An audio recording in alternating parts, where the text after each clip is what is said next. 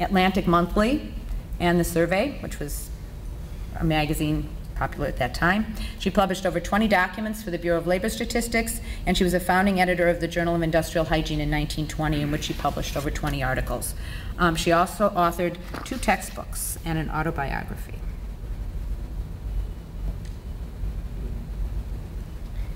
So these are her primary publications. The Deneen Commission report is on the left-hand side of the screen. I don't talk about it for this talk, but to, again, Eduardo's point that she also contributed a significant section for the women at The Hague when she traveled with Jane Addams to The Hague in 1915.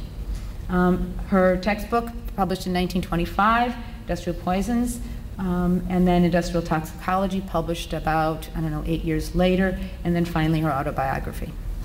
But in trying to understand what was worthwhile, Industrial Poisons, published in 1925 when she'd been at Harvard for just over 5 years, I think in the preface it really helps us understand what she thought when she valued.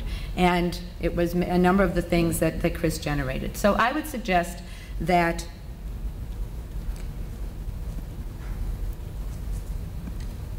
Alice Hamilton, the context of human rights, social justice, and peace framework, but within that she valued and she thought worthwhile as something that we want to learn is scientific knowledge, evidence, objectivity, and firsthand experiences. As far as disciplined inquiry, or I call that method, Alice Hamilton was committed to revealing the scope and nature of workplace poisons. She developed her research methods over decades of academic, laboratory, and community-based experiences. She identified the lack of centralized data collection and record keeping as immediate causes for the failure to address workplace illnesses. She suggests that hegemony is a root cause. In other words, data is kept by those in power, both industrial and labor, and not shared in the way that would enable deeper understanding of the problems that could inform policy changes. Hamilton's commitment to disciplined inquiry gave her credibility and remarkable access to the U.S. workplaces and influence in changing work processes. A second theme, I think, in what she believed was worthwhile is evidence, or the data. Hamilton was clear that much of the lack of scientific knowledge was derived from a scarcity of information and data collected by medical practitioners, reflecting both their ignorance of the association between work and health and their lack of attention to detail in maintaining medical records. Work histories, as well as medical histories, are of equal importance in diagnosing, treating, and preventing illness. Hamilton believed that the source of exposure was an essential piece of understanding and addressing the problems. She valued a complete understanding of the source of the poisons. I think Chris did a nice job of explaining that she would go back and forth, and she would also look at medical records to try to understand that if people are sick, where did they work? So she went both directions. She'd look at a workplace and identify what happened there. She'd look at why that people had an illness and would work backwards to see where they had come from. Objectivity, or transparency. I think maybe we could think of objectivity in her view was almost somewhat similar to transparency. She suggests that there is an objective approach to the recognition of exposure to disease, and she believed that science and scientific methods could be used to apply without partiality or prejudice through a thorough understanding of the process, specific definitions, and what constitutes an associated health effect, clearly stated goals and objectives, and comprehensive data collection. Hamilton was detailed about collection of data. She excluded many cases of industrial poisonings, not because she didn't believe that the workers were really poisoned, but because the records did not comply with her strict evidence for inclusion. And I think that led to her credibility and why she was so effective at what she did. She never compromised. She was everything she brought to the table, she brought as irrefutable evidence. And finally, personal experience. Hamilton recognized that first-hand knowledge, hearing and seeing for oneself, the ears, the paper, and the pencil, speaking with workers and visiting workplaces was essential to learning about occupational disease. She also knew that other professionals and workers were as important allies. She says in her text that no source of information should be despised. Apothecaries, visiting nurses, undertakers, charity workers, and priests often let drop valuable leads. The statement of men themselves should be treated with respect and checked up, and often they will prove to be founded on close observation. So ask the panel to think about these things and think about in occupational health and in the legacy that we have of Alice Hamilton. Are these what we consider to be worthwhile, and are these the things that we want to make sure are included in a curriculum as we go forward?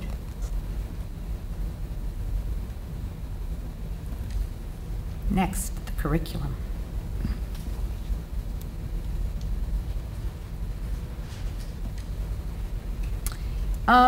Key experiences. John Dewey, who was born in the same year as Alice Hamilton, and is felt, I think people in education feel about John Dewey the same way we in occupational health feel about Alice Hamilton. He looked at life as a lived experience, and education, or a curriculum of life, is how we should be thinking about who we are and why we do what we do. He would talk about key experiences, or as I've called them, signposts, things that have happened in our lives that we can look at and say, this is why I believe what I believe, or this is why I do what I do, or why I think what I think.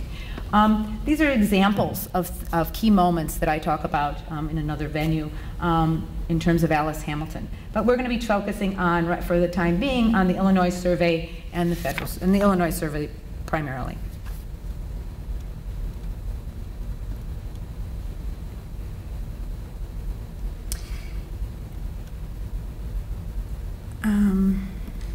First-hand experience.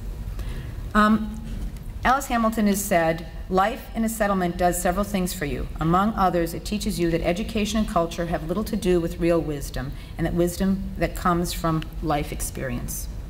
Key events are times in our lives which represent signposts of our journey.